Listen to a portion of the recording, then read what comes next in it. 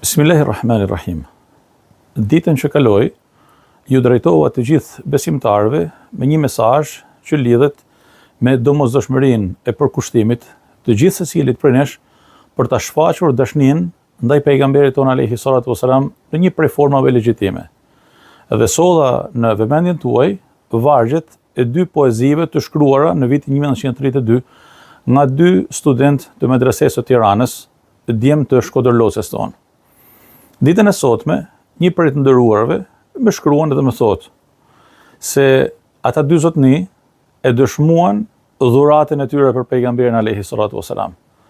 Po ne, çfarë mund t'i dhurojmë sot pejgamberit sallallahu alaihi wasallam, aq më tepër në këtë muaj të begat ku marr njerëzimi përkujton lindjen e begat të Hazreti Muhammedit alayhi salatu wasalam. Në fakt, kjo pyetje më bani që të hynë në mendime e të shfletoj, por duke vështruar në pjesën ballore të librotekës time, shumë prej emrave të dietarëve që qëndrojnë në dinjitetin e tyre në kornizat e kopertinave të librave, më ftuan për të dhënë një mesazh edhe si përgjigje për të nderuarin që pyet me të drejtë se çfarë mund t'i dhurojmë ne sot pejgamberit ton alayhi salatu wasalam.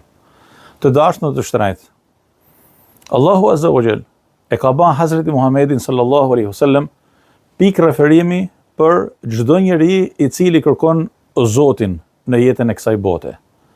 Allahu i madhëruar na ka dëshmuar se Hazreti Muhammedi alayhi salatu wasalam është njeriu i përkryer. Pra, ai njeri në ecurinë e marrëdhënieve të cilit ne do të gjejmë për herë të plotën. Do të gjejmë për herë realizimin. Do të gjejmë për herë modelin më të mirë e sjelljen më të përshtatshme në çdo situatë dhe realitet ku ai gjendet me të cilin ballafaqohet në jetën e përditshme. Dhe unë dala paksa edhe mendova, do ju ftoj njëkohësisht që të marrim disa shënime.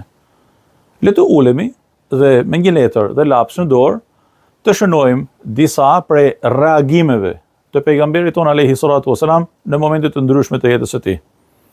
Dhe të përpiqemi që gjithë secili prej nesh ta përvetësojmë një a disa prej këtyre reagimeve e sjelljeve të pejgamberit ton alayhi salatu wasalam në jetën tonë të përditshme dhe të themi me zemrën tonë, Allahumma, unë e bana njët që nga kjo ditë të vishem me këtë cilësi prej cilësive të pejgamberit alayhi salatu wasalam dhe le të jetë kjo dhurata ime për mirësinë e madhe që madhnia e jote bani ndaj mejet duke me ba pjesë të ummetit të Hazreti Muhammedit alayhi salatu wasalam.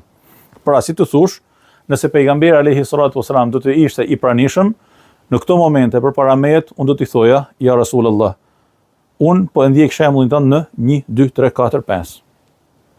Fjala bie në marrëdhëniet bashkëshortore. Le të lexojmë se si sillej pejgamberi alayhi salatu wasalam me bashkëshorten e tij përgjatë 24 orëve. Le të shohim pejgamberin ton alayhi salatu wasalam se si sillej në momente të gëzimit, hidhërimit, nervozizmit, shqetësimit, sëmundjes, në momente të argëtimit të një shëtitje e kështu me radhë. Le të përpiqemi ta gjurmojmë pejgamberin alayhi salatu wasalam në shtëpinë e tij, brenda 4 mureve të shtëpisë së tij.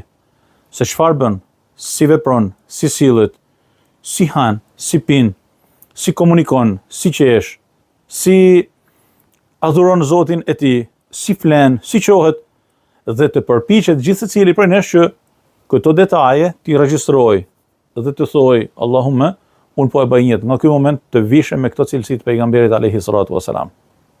Fjala bie, hajde ta shohim pejgamberin alayhi salatu wasalam se si sillet me kundërshtarët, se si duron me kundërshtarët, se si gjen në komunikimin e tij edhe me armiqt më të mëdhej një fije, një shkëndi shprese për t'u kap pasaj për të nxjerrë të mirën edhe nga ma i keqi.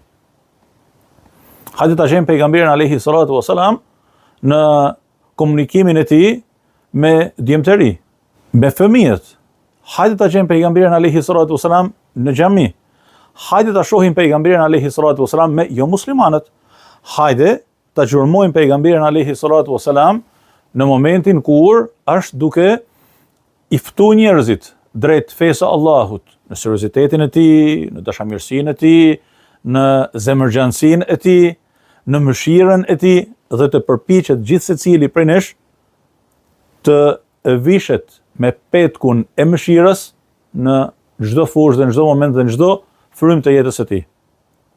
Hajde ta shohim pejgamberin alayhi salatu wasalam se si hyn triumfues në Mekën e bekuar, në vendlindjen e tij dhe si sillet me kundërshtarët e tij që i ka përpara durve. E jani të shohim pejgamberin alayhi salatu wasalam se si sillet në administrimin e një gjendje shumë të vështirë dhe një situate jo të zakontë, kur me qindra besimtar musliman kishin ardhur nga Mekka drejt Medinës dhe se si pejgamberi alayhi salatu wasalam arriti të vllazërojë ndërmjet muhaxhirëve dhe ensarëve.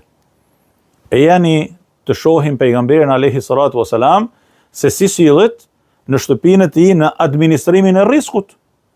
E jani të shohim pejgamberin alayhi salatu wasalam se si sillet me ushqimin, po si sillet me pastërtinë, po si sillet me modelin e komunikimit njerëzor me çdo njeri, me komshiun, me të afërmin, me muslimanin dhe jo. E jani të shohim pejgamberin alayhi salatu wasalam se si përballet me sharjet, me fyrjet, me cytjet, me tendencat për ta hedhur në batakun e shejtanit të mallkum. Siç gjithë secili prej nesh sot nëpërmjet rrjeteve sociale e komunikimeve të pa ekuilibruara mund të ndodhë që të bie i pa përgatitur dhe i pa veshur me cilësitë e pejgamberit alayhi salatu wasalam në batakun e dashakësisë së shejtanit të mallkum dhe atyre që valvisin flamujt e të mallkuarit në jetën tonë të përditshme. Pra, dhurata më e mirë që mund t'i bajmë sot pejgamberit alayhi salatu wasalam është me u ul dhe me e lexu jetën e zotnisë së tij me letër e laps, me majtë shënime, me nënvizu, aty ku kuptojmë me u përpjek me e vepru me të shpejt, e ku nuk kuptojmë me vendos një pikë pyetje, me shku me pyet hoxhen, myftiun, imamin, ma të ditunin, me marrë mësim dhe me ecë përpara. Kështu të dashur dhe shtrenjt, lutem me zemër që përjetimet dhe emocionet dhe dashamirësinë e dashninë e zemrës që kemi ndaj pejgamberit ton alayhi salatu wasalam në këtë ditë e në këtë muaj e në çdo frymë të jetës sonë të përpiqemi t'i përkthejmë në energji pozitive që na tërheq me mbarsinë dhe bekimet e Allahut azza wa jall drejt përmirësimit tonë dhe lartësimit në gradet e njerëzve të realizuar. Allahu ju dashtë.